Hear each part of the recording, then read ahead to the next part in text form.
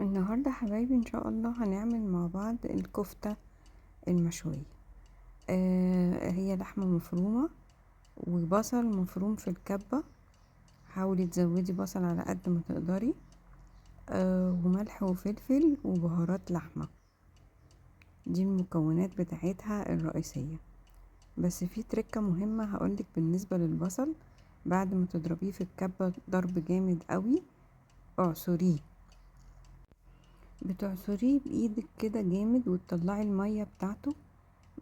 هنصبع الكفتة بالبصل بدون المية هنستعملها بعدين. بعد ما تبلنا اللحمة ملح وفلفل وبهارات لحمة وبصل بدون المية بتاعته هنصبعها قد طول الصباع كده بتاع الايد ورفعه تقريبا او اتخن حاجة بسيطة. وطبعا انتوا لاحظتوا انا محطتش عليها دهون خالص لان اللحمة فيها دهون اوريدي. انا بقى سخنت الفرن وحطيتها على الشواية في النص وسبتها لحد اما طلعت ميتها كده. وبعدين رحت رش عليها شوية مية البصل لحد اما شربتهم.